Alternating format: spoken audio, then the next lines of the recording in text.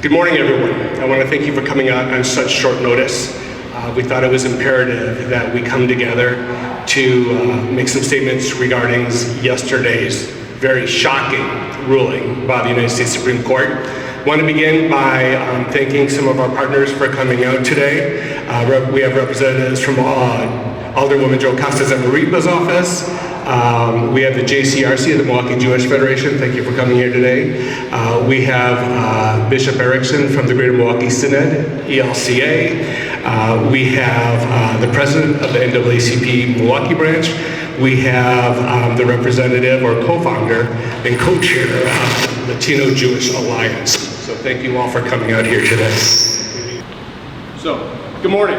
My name is Daryl Morin, and I serve as National President of For Latino, a nonprofit, nonpartisan service and advocacy organization with members and affiliates across 29 states, headquartered proudly right here in the great state of Wisconsin. This morning, we awoke in a fundamentally different America than the one we woke up in yesterday. In a stunning decision, the United States Supreme Court has allowed the federal government to resume a deeply troubling practice, the racial profiling, questioning, and detention of individuals based solely on being Hispanic or Latino identity.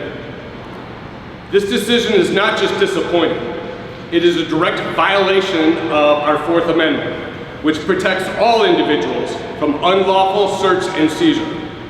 Even more disturbingly, in our country, where one's rights and conditions are now based upon race and ethnicity.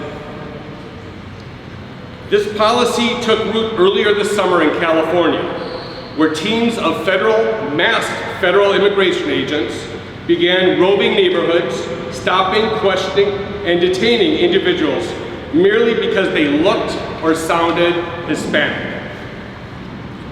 A lawsuit was promptly filed, and recognizing the irreparable harm and the strong likelihood that the policy would be found unconstitutional, a district court promptly issued a preliminary injunction halting this practice. That decision was held up on appeal, again reaffirming that the policy was not only harmful, but quite likely illegal. However, the federal government filed an emergency request to the United States Supreme Court, seeking to remove that injunction. And yesterday, the United States Supreme Court granted that request without any explanation, allowing the federal agents to once again resume these racially motivated detentions. The majority of the court issued no justification whatsoever for this decision, but Justice Brett Kavanaugh authored a concurring opinion that lays bare the court's troubling rationale. He argues the federal government's interests outweigh those of you, the individual of our country, when it comes to immigration enforcement. He minimizes the constitutional guarantees of due process and equal protection under the law. He claims that undocumented individuals have no due process rights, despite clear constitutional texts to the contrary. And shockingly, he asserts that U.S. citizens and legal residents would suffer only a mild inconvenience if randomly questioned, detained, and arrested by masked federal agents. This legal reasoning is illogical, indefensible, and profoundly un-American. While this ruling technically only applies to the 7 counties named in the original suit, its practical effect is much broader. It sets a dangerous precedent, opening the door for similar practices in all cities and states across our great nation. And let us be clear, justice delayed is justice denied. Even though this stay is temporary until a full trial can occur, the damage inflicted in the meantime on innocent individuals, families, and communities could last a lifetime. At the heart of this decision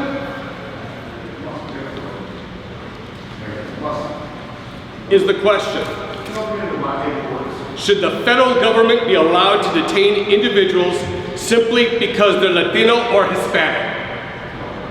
According to the Supreme Court, that answer is shockingly yes. According to Justice Kavanaugh, merely speaking Spanish, living in a Latino neighborhood, frequenting a Latino-owned business, or holding certain jobs, when combined with one's ethnicity, is enough to justify detention by the federal government. This is nonsensical. This is unconstitutional. The Supreme Court of the United States has now signaled that it is lawful for the federal government to stop, question, and detain individuals based on their skin color, the language they speak, the job that they have and perform, or the neighborhood they live in. This is the new America that we all woke up in this morning. We must now all raise our voices, louder than ever before. Our civil liberties, our freedoms, our human dignity are being eroded. And not gradually, but with the stroke of a pen and the silence from the highest court in our land. Make no mistake, this is not solely a Latino issue. It's an American issue. It's a constitutional issue. And we all, we the people of these United States of America must respond. Let history show that we did not remain silent. Let our children and grandchildren know that we stood up, not just for ourselves, but for the promise that is the United States of America.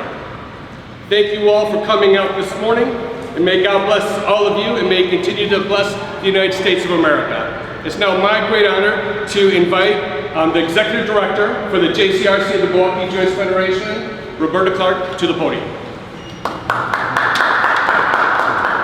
Daryl, thank you. I have always defined immutable characteristics as race, religion, nationality, ethnicity, gender identity, gender expression, sexual orientation, age, and ability. But I worked with a law enforcement professional years ago who gave a much better definition of immutable characteristics. What she said is immutable characteristics are things we cannot change or should not be asked to change. And profiling based on these characteristics is not only unjust, as Daryl just articulated, it's dangerous. On an individual level, it leads to psychological harm, alienation, and loss of opportunity. On a societal level, it erodes public trust in institutions like law enforcement. It hampers community cooperation. It reinforces harmful and dangerous stereotypes, and it undermines social cohesion. It also diverts attention and resources away from actual threats, making it ineffective and damaging.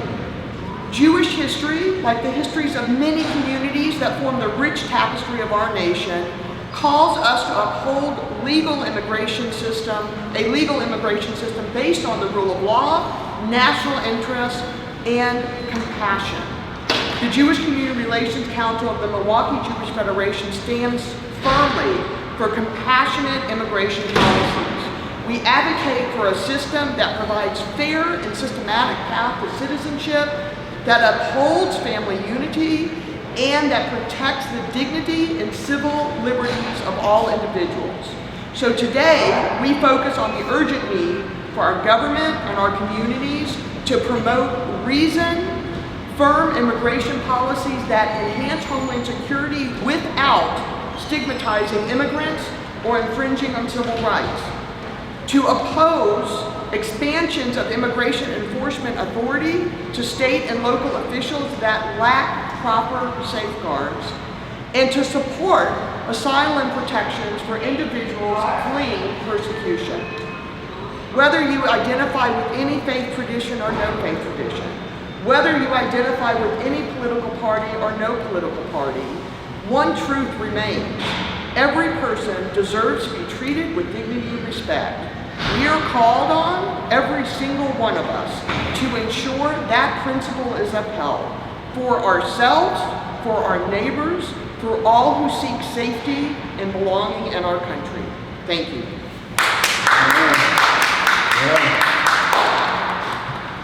Good morning. I'm Paul Erickson, Bishop of the Greater Milwaukee Synod of the Evangelical Lutheran Church in America. And I speak today not to be an alarmist, but to make sure that we are all alert to the fact that our democracy is under assault. When we cannot rely on the highest court of our land to uphold our basic constitutional protections, allowing ICE officials to apprehend folks based on how they look, where they work, how they speak. The rights of every single one of us are at risk. We cannot let our government divide us, inciting fear of all who are different from us. We need to stand together. We need to speak together. We need to work together. When we see what's going on in Los Angeles, in DC, in Chicago, Boston, and elsewhere, with a significant increase in ICE activity and the threatened federalization of law enforcement, we need to be prepared for how we are going to respond when it happens here. When we see our friends, our neighbors, our co-workers swept up indiscriminately, we need to be ready to show up, to speak up, and to do whatever we can to peacefully stand with our neighbors, taking videos, asking questions, safeguarding our constitutional rights, since we cannot rely on the courts to do it for us. We have allowed racism to run this country for far too long. We cannot let it continue.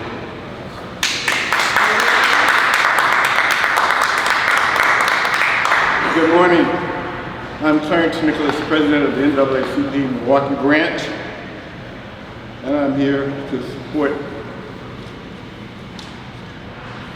those who are speaking on behalf of the violations of race profiling. Race profiling is a coercive practice that undermines the very foundation of justice. It occurs when law enforcement targets individuals based on race, ethnicity, national origin, rather than evidence of criminal activity.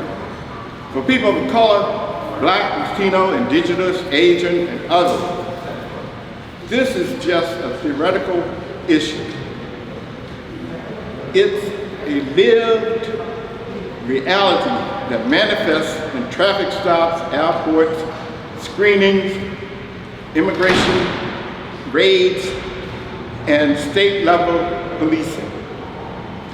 Legally, racial profiling violates the 14th Amendment protections against unreasonable searches and seizures, and the 14th Amendment guarantees of equal protections under the law.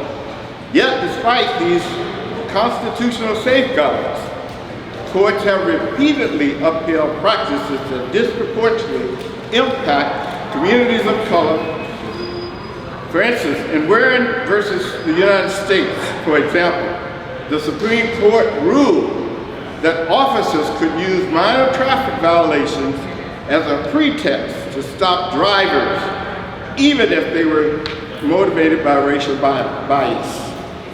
This decision opened the door to unchecked expression and made it a necessary, nearly impossible challenge for racial profiling in court.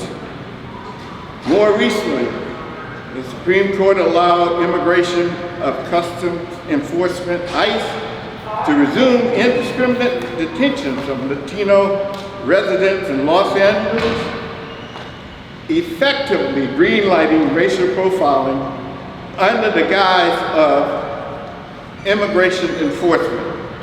Justice Sotomayor, in her dissent, warned that this decision creates a second-class citizenship status for those who look Latino, speak Spanish, and sometimes appear to have low-wage jobs.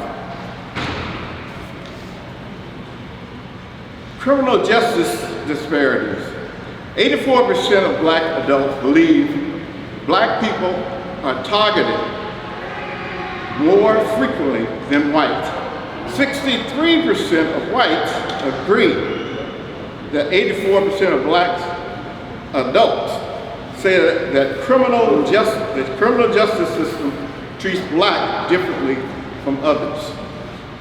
And a recent Supreme Court ruling, federal agents were allowed to target individuals for immigration detention based on race, language, and job titles, even without reasonable suspicions. And Justice Sotomayor warns that this creates a second-class citizenship for Latinos who are now vulnerable to being detained simply because looking Latino and speaking Spanish. Thank you, and at this time, Patty Dorch, legislative aide, will come and speak to you.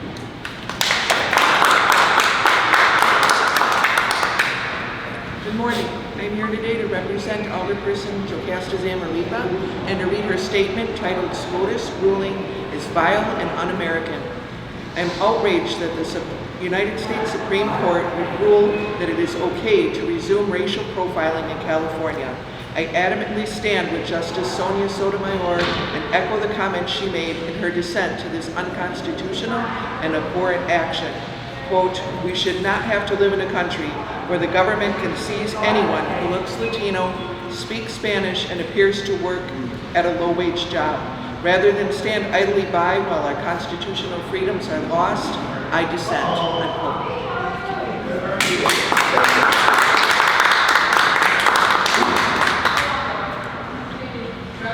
So that concludes this morning's remarks. I'll now open it up for questions for any members of the accredited press.